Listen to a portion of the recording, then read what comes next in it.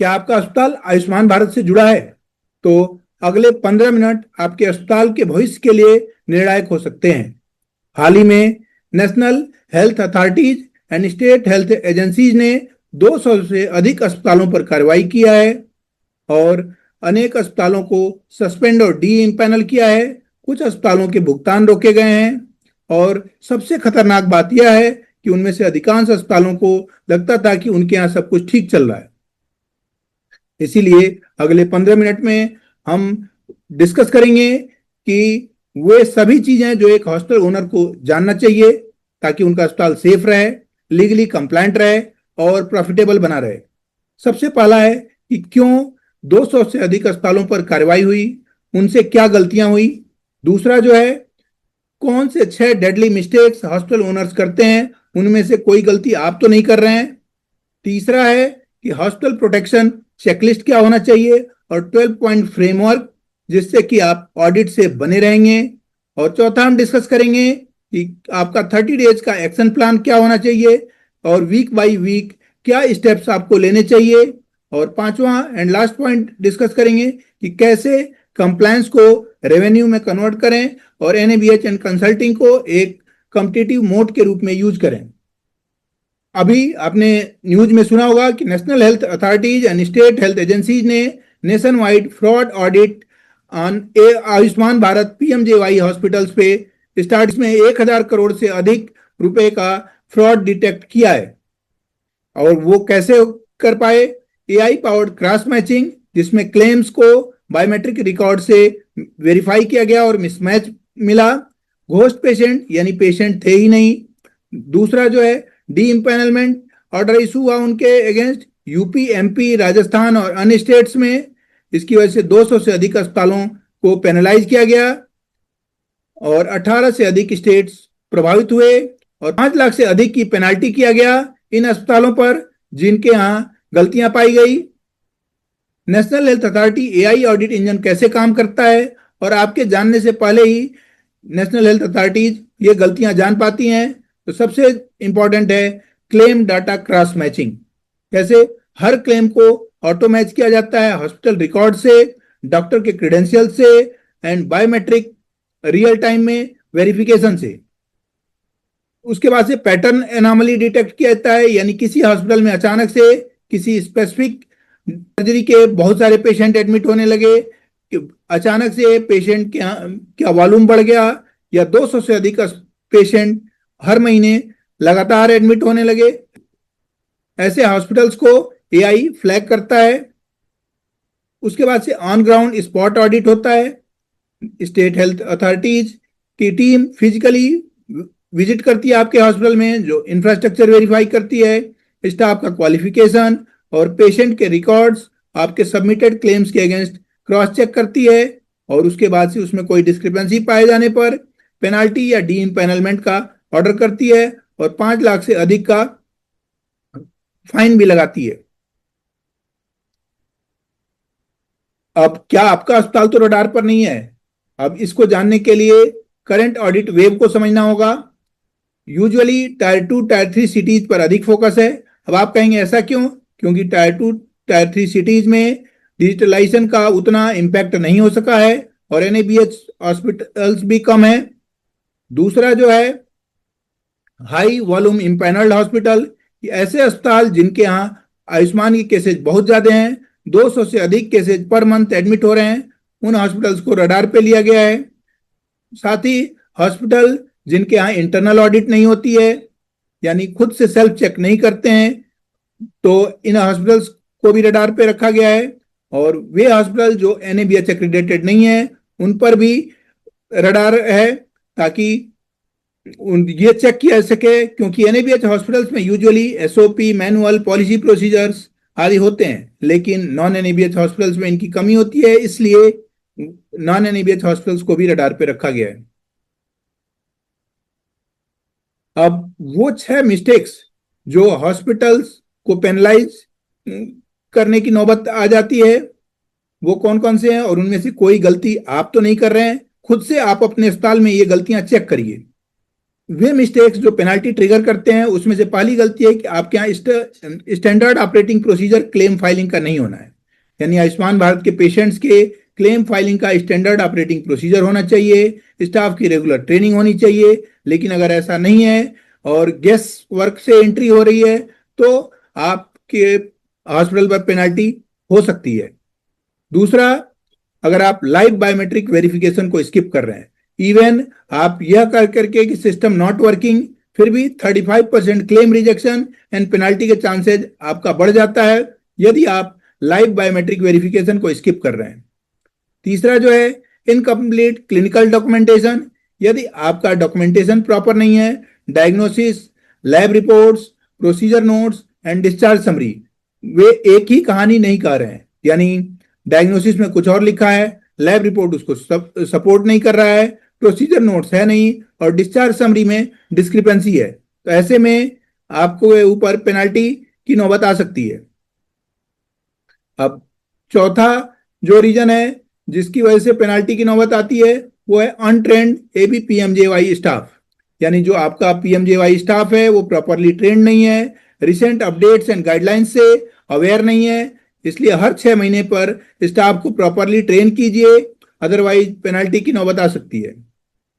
साथ ही zero internal audit mechanism, आप खुद से चीजों को क्रॉस चेक नहीं करते, इंटरनल ऑडिट नहीं करते तो भी पेनाल्टी हो सकती है। इसीलिए जो भी आयुष्मान के केसेज हैं उनमें से 10% केसेज को खुद से ही इंटरनल ऑडिट कीजिए, आयुष्मान के पैरामीटर्स पे चेक करिए कि क्या गलतियां हो रही हैं, ताकि स्टेट हेल्थ एजेंसी चेक करें, उससे पहले ही आप गलतियों को डिटेक्ट कर सकें। अगला जो है पोस्ट इम्पैनलमेंट इंफ्रास्ट्रक्चर ड्रिफ्ट, यानी जब आपका इम्पैनलमेंट हुआ उस समय डॉक्टर अधिक थे, बाद में डॉक्टर छोड़ के चले गए, आपके पास इक्विपमेंट था लेकिन वो खराब हो गया, आपके बेड्स रिड्यूस हो गए। तो इस तरह के जो भी इंफ्रास्ट्रक्चर ड्रिफ्ट है उसको टाइमली अपडेट करिए, आयुष्मान भारत को अपडेट करिए, इन्फॉर्म करिए, अदरवाइज इसके कारण भी आप पर पेनाल्टी हो सकती है। अब अगला जो है कि आपका हॉस्पिटल प्रोटेक्शन चेकलिस्ट क्या है। 12 नॉन निगोशिएबल आइटम्स जो कि आपके हॉस्पिटल को प्रोटेक्ट करेंगे। अगर आप इन 12 पॉइंट्स को इंप्लीमेंट करते हैं तो आपका हॉस्पिटल प्रोटेक्शन बढ़ जाएगा।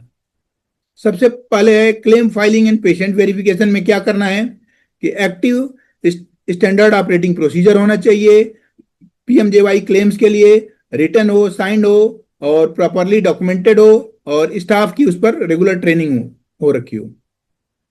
लाइव बायोमेट्रिक वेरिफिकेशन होना चाहिए, इसका कोई एक्सेप्शन नहीं है। नेक्स्ट जो है आपकी इशू है वो है कि क्लिनिकल फाइल कंप्लीटनेस प्रोटोकॉल, यानी आपकी case seat, lab reports, procedure notes और डिस्चार्ज समरी में एक ही कहानी हो, यानी सारी चारों चीजें प्रॉपरली मैच कर रहे हो, कोई मिसमैच नहीं हो। इसके अलावा एबीपीएमजेवाई नोडल ऑफिसर अपॉइंटेड हो, डेडिकेटेड पर्सन हो, ना कि मल्टीटास्किंग पर्सन हो जिसके पास इन सब चीजों के लिए टाइम कम हो, ऐसा पर्सन नहीं होना चाहिए। और मंथली इंटरनल क्लेम ऑडिट होना चाहिए, यानी जितने भी क्लेम्स हैं उसके 10% को आप हर महीने ऑडिट करिए, वेरीफाई करिए कि प्रॉपरली मैच्ड हैं कि नहीं और आयुष्मान भारत के पैरामीटर्स पे खरे उतरते हैं या नहीं। स्टाफ ट्रेनिंग प्रॉपर कराइए और लॉग को हर 6 महीने पर अपडेट करिए, उसके सर्टिफिकेट मेंटेन करिए, अटेंडेंस शीट और सीनियर डॉक्टर के साइन के साथ सारे रिकॉर्ड्स सेव करके रखिए। अब नेक्स्ट जो है कि infrastructure accreditation and legal level पे क्या आपको ध्यान देना चाहिए कि NABH self assessment done in last 6 month, हर 6 महीने पर आप सेल्फ असेसमेंट एनएबीएच के पैरामीटर्स पे करिए, गैप एनालिसिस को करिए, गैप्स को आइडेंटिफाई करिए और एनसीज को क्लोज करिए। फिर इंफ्रास्ट्रक्चर कंप्लायंस फाइल अपडेट करिए, यानी अगर डॉक्टर छोड़ के चले गए हैं, बेड्स कम हो गया है या इक्विपमेंट खराब हो गया है तो वो सारी चीजें स्टेट हेल्थ एजेंसीज को अपडेट करिए। स्पेशलिस्ट अवेलेबिलिटी का रिकॉर्ड मेंटेन करिए, उनके ड्यूटी रोस्टर, उनकी ओपीडी टाइमिंग, उनके इमरजेंसी ऑन कॉल का लॉग्स मेंटेन करिए। इक्विपमेंट कैलिब्रेशन एंड सर्विस का सर्टिफिकेट मेंटेन करिए जो डेटेड हो, साइंड हो, प्रॉपरली वेंडर के सर्टिफिकेट एंड स्टैंप के साथ हो। ग्रीवेंस रिड्रेसल मैकेनिज्म ये भी जरूरी है, यानी रिसेप्शन पे आपके प्रॉपर कंप्लेंट रजिस्टर हो या कंप्लेंट बॉक्स हो, फीडबैक फॉर्म हो ताकि कोई इस तरह की प्रॉब्लम हो तो पेशेंट कंप्लेन कर सके। और इम्पैनल्ड रिन्यूअल ट्रैकर प्रॉपर हो, यानी एमओयू एक्सपायर होने से 90 डेज एडवांस में आप उसका रिन्यूअल प्रोसेस स्टार्ट कर दीजिए, नहीं तो ऑटो सस्पेंशन हो जाएगा। अब नेक्स्ट पॉइंट है कि आपका 30 डे हॉस्पिटल प्रोटेक्शन स्प्रिंट, अगले 30 दिनों तक क्या करें जिसके से आपका अस्पताल प्रॉपरली प्रोटेक्टेड रहे। तो इस पर जो फर्स्ट वीक में आपको क्या करना है और अभी और आज ही से शुरू करना है इमरजेंसी रिस्पांस मोड में। फर्स्ट जो है कि आपको अपॉइंट करिए या रीडेसिग्नेट करिए एबीपीएमजेवाई कंप्लायंस ऑफिसर, जो सारी चीजों को प्रॉपरली मैनेज करे। फिर उसके बाद से लास्ट 90 डेज के क्लेम डाटा को देखिए और उसमें कुछ अनयूजुअल है तो उसको मार्क करिए। फिर ऑल पेंडिंग सस्पिशियस क्लेम्स को फ्रीज करिए सबमिशन से पहले। अगला है कि audit your biometric verification logs for gaps. अब सेकेंड वीक में क्या करना है, डॉक्यूमेंटेशन ओवरऑल, यानी create and update SOP binder, यानी proper standard operating procedure create करिए। बायोमेट्रिक वेरिफिकेशन ड्रिल करिए पूरी टीम के साथ और हर क्लिनिकल फाइल को क्लेम के लिए रिव्यू करिए, कंप्लीटनेस है कि नहीं है इसके लिए चेक करिए। और स्टाफ जिसकी ट्रेनिंग या रीट्रेनिंग की जरूरत है उसको शेड्यूल करिए। तो ये आपको सेकेंड वीक में करना है। फिर थर्ड वीक में आपको क्या करना है, एक प्रॉपर सिस्टम डेवलप करना है जो आपको प्रोटेक्ट कर सके। उसमें स्ट्रक्चरल कंप्लायंस, जिसमें कि NABH self assessment gap analysis करना है, अपडेट करना है इंफ्रास्ट्रक्चर एंड इक्विपमेंट कंप्लायंस के डॉक्यूमेंट्स को, और फुल स्टाफ की ट्रेनिंग करनी है एबीपीएमजेवाई गाइडलाइंस पर।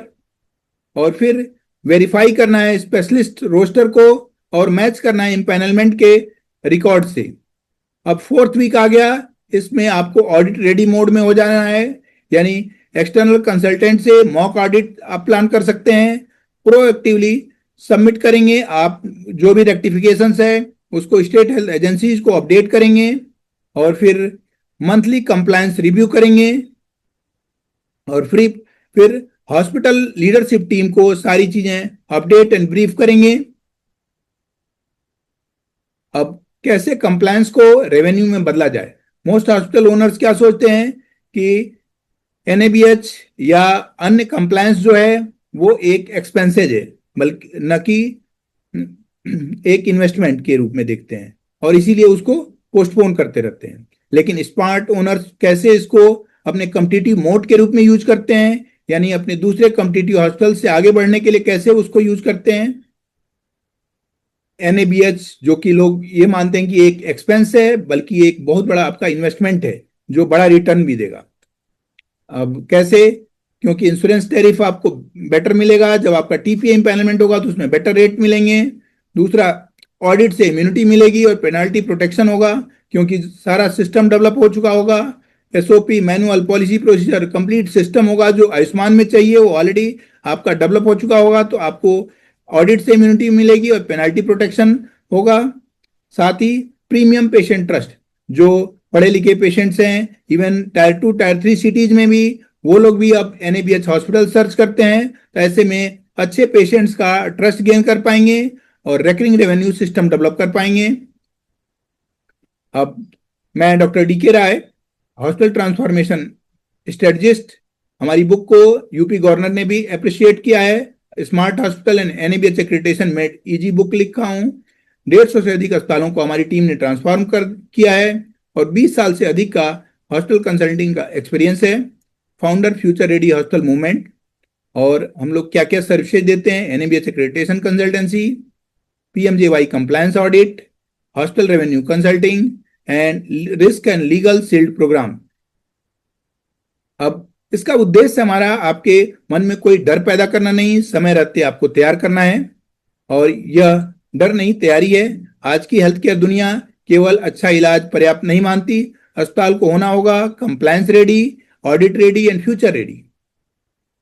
और ये 3 क्वेश्चन, क्या आपके अस्पताल तैयार है? आज ही आप अपने आप से पूछिए कि क्या आपका अस्पताल आयुष्मान ऑडिट रेडी है।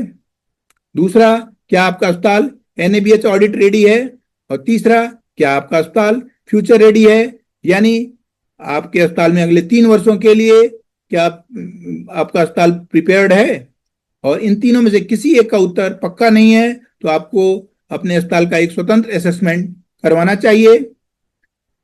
अब future ready hospital score card क्या होता है? इसमें आयुष्मान रेडनेस देखा जाता है कि claim filing, biometric and SOPs, फिर डॉक्यूमेंटेशन का क्या स्कोर है, clinical files, discharge summary properly maintain है कि नहीं, एवीडीएम से कितने रेडी हैं, डिजिटल हेल्थ रिकॉर्ड्स कितना आपका अपडेटेड है, आभा इंटीग्रेशन है कि नहीं, एनएबीएच रेडनेस कितना है, डॉक्यूमेंटेशन गैप एनालिसिस क्या है, रेवेन्यू सिस्टम क्या है, TPA tariff and EBITDA optimisation क्या है, और रिस्क एक्सपोजर क्या है, यानी पेनाल्टी रिस्क या इंफ्रास्ट्रक्चर ड्रिफ्ट तो नहीं है।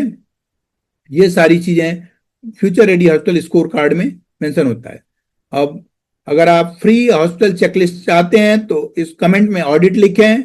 मैंने एक hospital compliance future redness checklist तैयार की है और ये आपको फ्री में मिलेगा। और इसमें महत्वपूर्ण जिन्हें हर अस्पताल मालिक को अगले 30 दिनों में चेक करना चाहिए।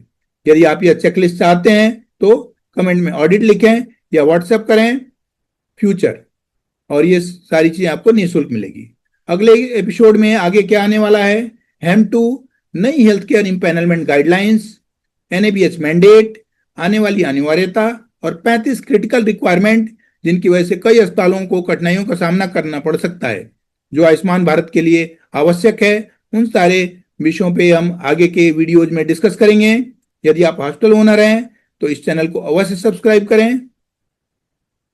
हमारा मिशन है हर अस्पताल को फ्यूचर रेडी हॉस्पिटल बनाना। Your hospital is worth protecting, take action today. अब इसमें comment audit, book a strategy call and then join hospital owners WhatsApp community for regular updates in first comment, and then subscribe this channel and share. Meet with you in a next video.